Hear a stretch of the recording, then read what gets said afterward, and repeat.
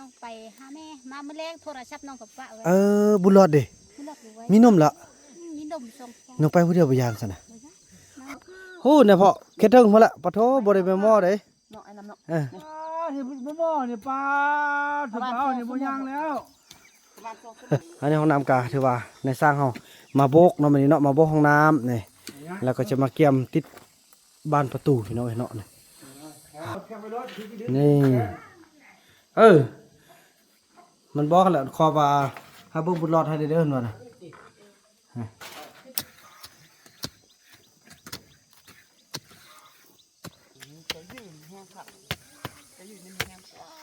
ขอบใจFC ผู้มีน้ำใจแบ่งปันเหมือนฟ้าบันดาลให้สร้างรายการนี้มาสวยเหลือคนทุกข์คนจนหรือคนด้อยกว่าด้วยแห่งศรัทธาบุญนำพาได้มาร่วมทาง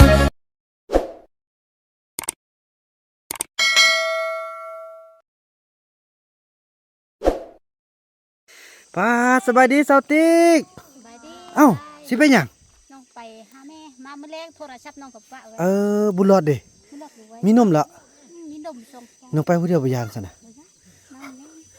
อย่าบอกอันเขาอีแม่มาเด้อไปเบิ่งคันเห็นนั้นเราบ่เห็นคันว่าอยู่มีเมียงเนาะสิไปบ่ไปฮอดแต่เทิงคันเนาะคันนั้นก็บอกเขาว่าแบบว่าบอกเขาว่าเดี๋ยวนี้หั่นเฮือนกันแล้วมอสิมอบแล้วเด้อโอ้ไปส่งข้าวเนาะแล้วเคี่ยวมามื้อแรกอยากบุญรอดให้เด้อคันว่าน้องมาค่ำแล้วบุญรอดอาเชิญเฮานอนนำอ้ายเด้อโอเคบ๊ายบายเด้อโอ้เพิ่นมาขอพี่น้องอ้ายน้องไปหาอีแม่ก่อนเพิ่นว่านี่โอ้โถยังบ่สวดอีหลีไปนำเด้โอ้ยคือนอดพัวยังบ่มาเฮ็ดเวียกซะน่ะ ว่าเซาลี่บ่ไปลี่บ่ไปป้าแม่ไปแม่ไปป้าแม่กันบ่เฮ็ดเวียกนะไปเล่นน้ำแม่ไว้ไปเปะไปเอาหมกไฟมากินไว้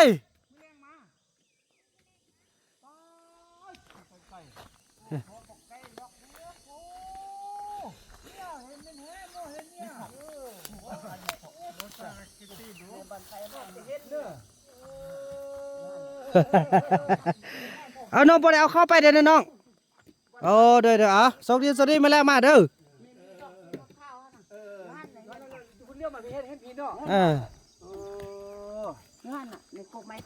ฮู้เนี่ยพ่อเฮ็ดถึงพุ่นละปะโถบ่ได้ไปหม้อเด้เนาะไอ้น้ำเนาะ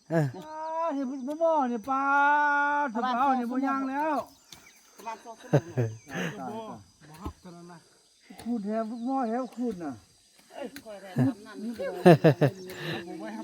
ป้ามีมื้อนึงจิพาเคยไล่ไปเที่ยวก่อนเที่ยวบ้านป้าก่อนไปบ่ฮึ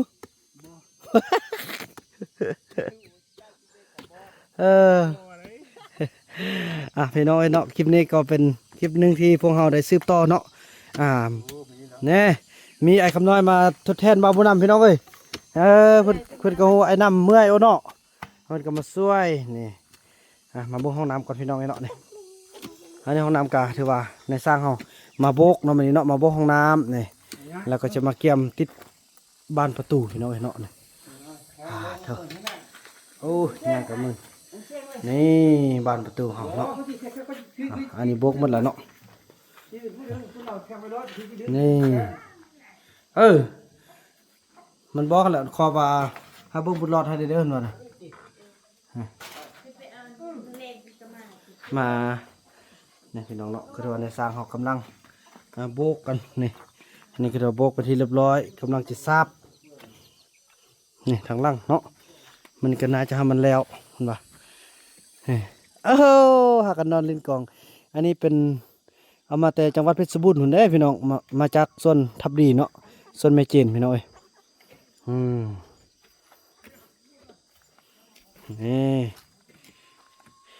หอดพี่แล้ว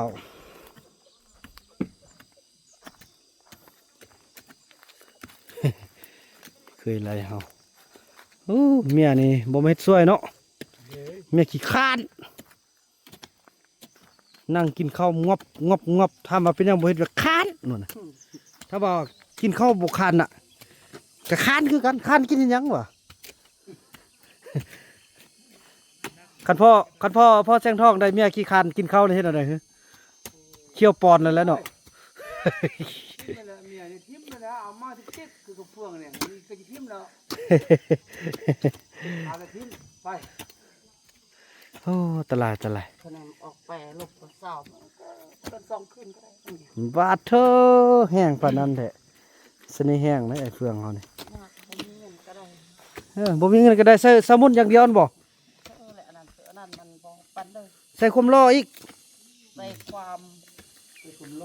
ใส่ความเจริญ บาดเธอยุคนี้เขาบ่มีแล้วอันผู้สาวได้กินความจะดีน่ะยุคมาละบ่มีแล้ว ตลกมันบ่ได้ว่า เดี๋ยวนี้กระดาษไปเบิ่งเงินเดี๋ยวว่าสบายโอ้ยบ่ได้มึงใกล้ๆไปเบิ่งเงินมากกว่าน่ะถูกคักแท้ เป็นไปส้มขนาดเนาะ คักแท้ เนาะนี่น้องเห็นนะเห็นบ่ คุณนะ อ๋อพี่น้องใจเบิ่ง คักแท้อยู่น่ะ เพิ่นว่าแท้ก็เนาะพ่อเนาะพากันเข้าไปเบิ่งหมดเนาะ ต้มเงินมากเลยเด้เออ อันนี้เนื้อสู้บนเฮือนเฮานะเนาะจิว่าแหละ โอ้ไปนั่งกันนี่เลยเด้โอ้มีคักโอ้มีคักโอ้นะ ติดขนาดเลยเนี่ยดีบ่ดีมื้อค่ำมันมานอนแล้วนะนี่น่ะเนาะดีบ่ดีมื้อค่ำมานอนแล้วนะพ่อเนาะ ส่วนกันแล้วนะมันค่ำมานอนนี่เนาะบ่ได้เอาสังสีอันเงินไป เริ่มมักง่อยบินย่องก็ได้นะธรรมดา แม่นแหละโอ้คักพี่น้อยใกล้เพิ่นโอ้มื้อเช้านี้บ่ได้เกลือแท้เนาะนกเอาเข้าซัดอีก นี่สิเอาเฟืองอื่นที่เช้าบ่แม่นเนี่ย อ๋อเกลือแล้วเนอะมันแลกจังเกลือเอาเนาะ เอิ้นที่เช้าบ่ได้ปะโถเขานี่ลูกจะเช้าคือ โอ้แต่ละมือดึกใดเพิ่นลูกน่ะมีแต่เบาเฟืองกับเคยไล่นี่แหละจะได้ซอกเอาคนนั้นทางนอกเข้ามาสร้างพัฒนาหลายๆแล้วดิคนทางในนี่บ่ได้เราคิดเข้าก็ยังขี้คร้านแล้วกินข้าวก็ยังกล้านเฮ็ดอะไรหมดคำสิว่าแล้วเด้พอสักกับเท่านี้เนาะ ประเทศนี้มันเคยอยู่ก่อที่ตึ้งบ่ฮอมันหมดป้องนึงนะที่ลานหมดป้องนึงซะป้องนึงมันอยู่บางทีป้องได้700คุ้มได้ป้องนึงมันได้200ได้200คุ้ม เนาะเก็บครัวของกินเด้อน้องเด้อเนาะมีหน้าที่เขาไปสอนนกครัวของกินพี่น้องเนาะ ได้4ป้องได้700ได้750 สอนนกครัวของกิน ป้องก็450 600 160คุ้ม160คุ้ม เขาขยับไปพุ่นตัวบ่พอเขาขยับไปพุ่นเอาบ่ ย่ามาพี่เนี่ย ยับพี่เอาเนาะ ย่ามาพี่ อันนี้เป็นมะทั่วโดยเฉพาะนี่ เป็นไร่คำพูดเราเป็นไร่ฮะ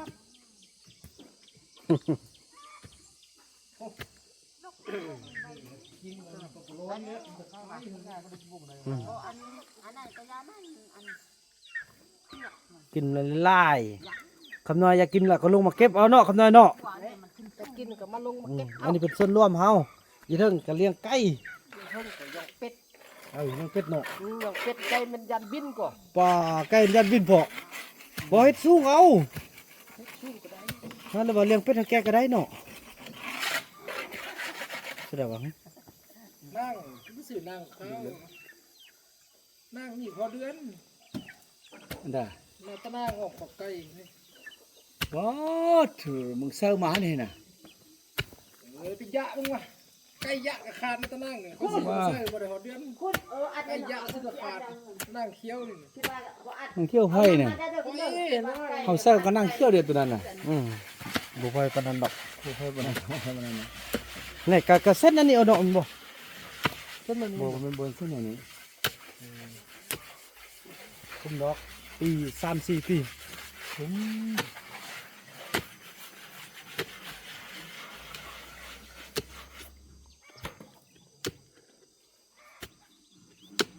ไงพี่เดี๋ยวเลยบ่สุดแล้วนะบึงดูว่าสุดแล้วที่ย้ายออกไปใส่สุดดอกพัดวันตึม แล้วมันบ่ฮอบป้องหน้าปลาที่มันก็สิได้แนวมัน นั่นน่ะโอ้คนน่ะมันเหลือเอาสิปลูกอยู่ต้นเรือนเนาะ ไอ้เฟืองไป อันนี้น่าจะปุ๊บยาวมันเป็นเนี่ยให้เจ้าเนี่ยเฮ็ดเนี่ยบนใส่ไม้เนี่ยยาวเรียบนี่เป็นนี่บ่ซี่แค่วไปนะ เริ่มเอาแล้วเนาะแดดเริ่มนั่นล่ะ ยกไปเลยยกไปไปเลย ยันสิบ่ทันวันที่27กับป้านนั่นทันอยู่นี่เนาะ โอ้ยครับ วันที่10ไปนี่ 19ตื่น8 มื้ออาทิตย์ปลายกับ1 มื้ออาทิตย์กับ1 มื้อ เขานั่งบ่มีแห้งอะไรยืนสินี่แห้งฟ้า ผมว่าพูดดอกคืออะไรตัวนี้พุดนี่เอาเถอะ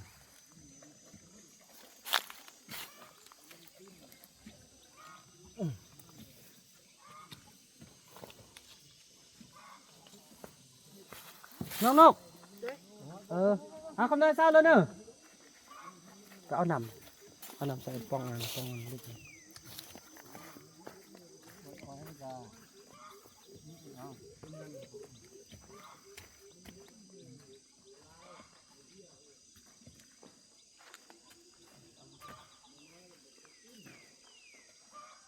ก็เขาบ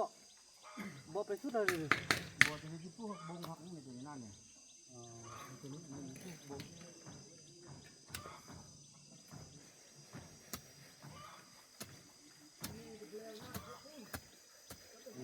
ลึกขึ้น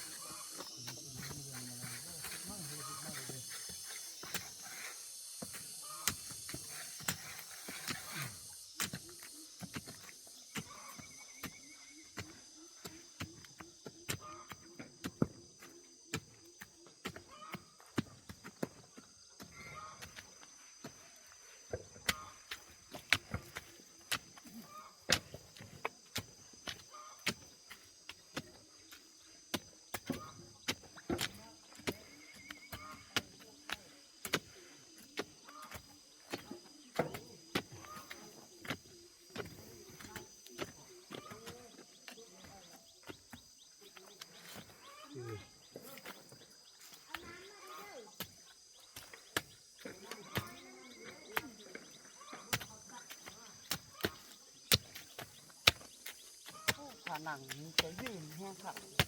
จะยืนในแห้งกว่า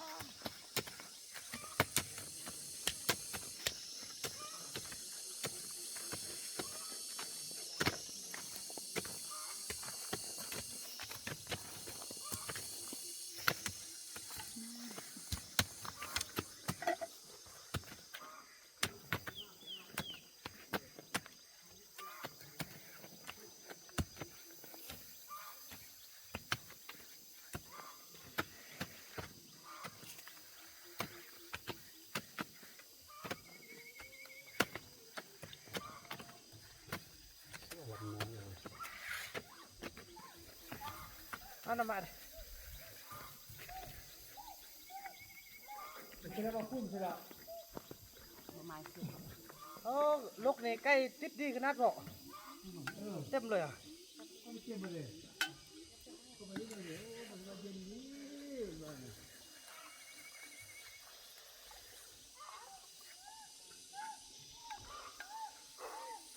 ไปท่าเลยดิ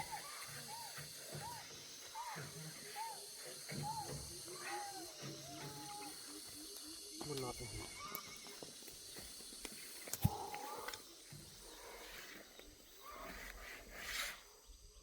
โอ้อันนี้มันตัวขุดนี่ได้จริงอ่ะขุดงานโมเมนง่าย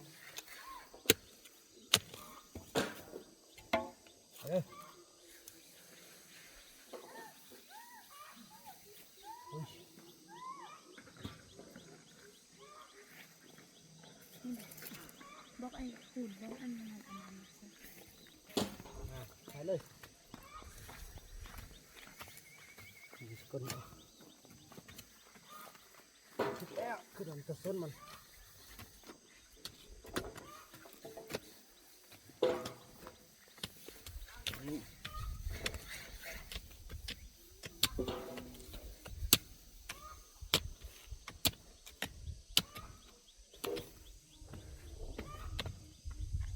เด็กไข้แท้บ้านนี้นะคันพากันรักษาร้อนนี่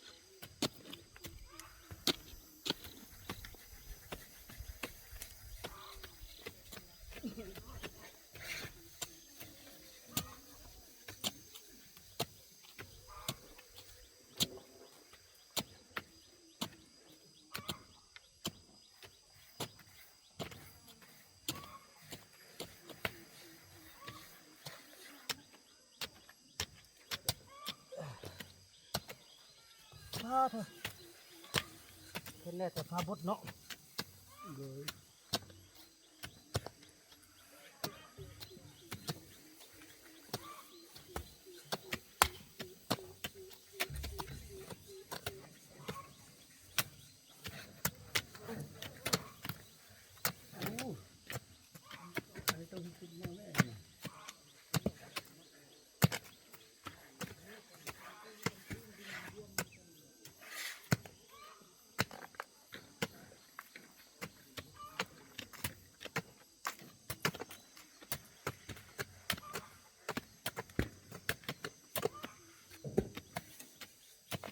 นี่มันคนตัวทีคุบเลย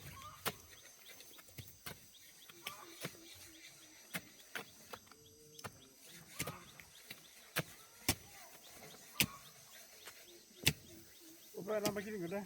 น้ำข้าวบักอันนั้นเอามาละคูณ ดีใช่ เอามาละ ดีใช่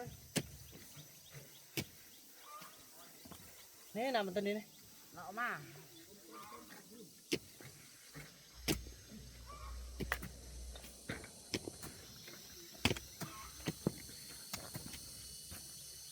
น้ำไม้ เอาไปเดี๋ยว ไม่เห็นตัวนี้ก็ได้นะ โป่งหนึ่งเพิ่นเอามาอยากกล้วยที่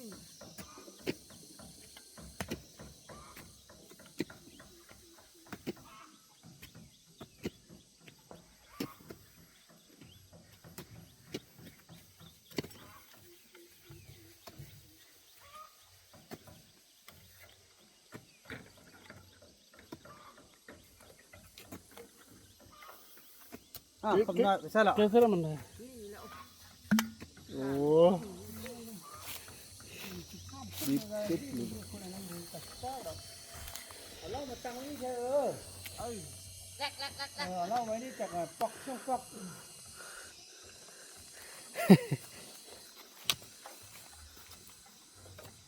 มาไอ้เนี่ยตึงนึงตึงแค่นึง มันใส่ต คุณนำมาไว้เร็ว นี่คิดตัวนี้ไรวะเนี่ย ไม่ง่ายแล้วดิ ฮะ นี่ง่ายเลย ไปเลย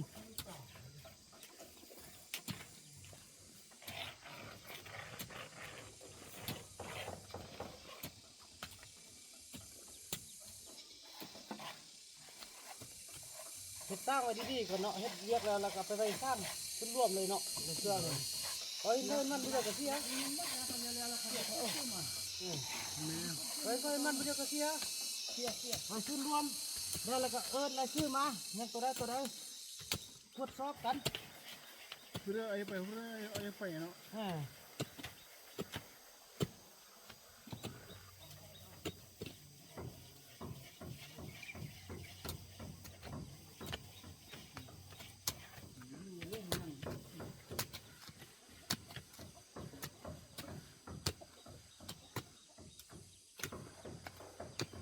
เอาเฮ้ยก็รอเรากินง่ายข้างง่ายเลยครับเฮ้ยมันกินเลยก่อนนะ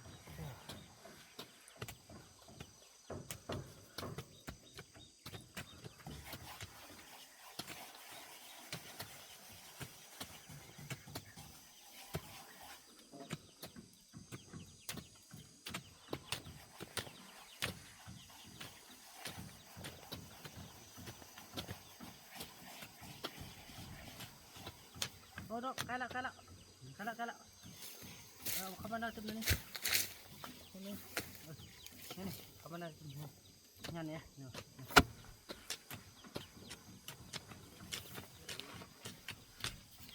ซื้อกันไหม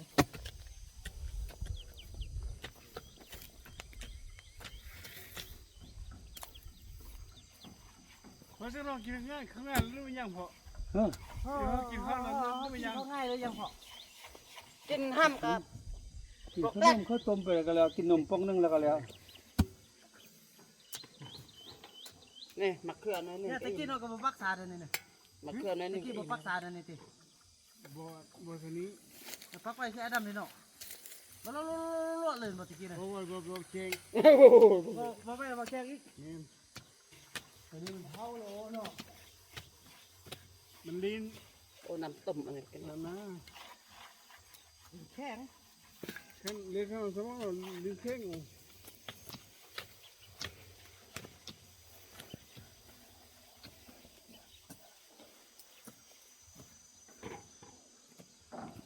เจ้าว่ามานำดู ละรถมาคูเสื้ออะไรเนาะเฮ้ ปากนันบอกเอานำ ไปซื้อตัวนี้นี่แค่นี้นี่ ไม่ละ คุณ ซื้อตัวนี้หน่อย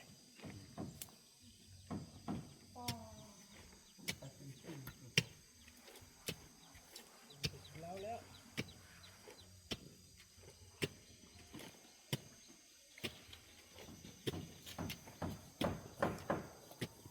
จะว่าแต่เขาคันปรุงเสียเลยไปมัดละ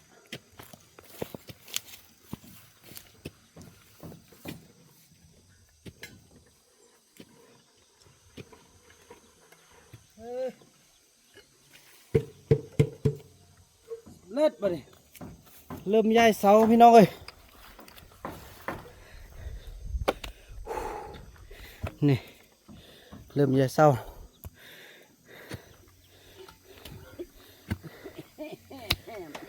น้ำจะขึ้นฮอนเมียแม่มันก็มักน้ำว่าโอ้ยเพื่อนไงกินน้ำจะขึ้นฮอนเมียปักน้ำบนบ้านเลยกินน้ำจะได้ขึ้นได้นะจางจอก4 6 8 9 ใช่ไหมนึงเนาะ กระสุนคนนี้ตื่นเก้าพอเราดึงกันมาตัดนับเป็นคุ้มดูตัวยาวนับหรอ ไปนับตัวหุ่นหวานนับตัวสุดท้ายแบบบรรเทาตัวนี้นี่แหละถือว่าพี่น้องคลิปนี้บ่าวนำขออนุญาตจบคลิปกันเพียงสำนี้ก่อนเนาะแล้วพบกันใหม่ในคลิปต่อไปเด้อพี่น้องเนาะคลิปนี้บ่าวนำขอกล่าวคำว่าสบายดี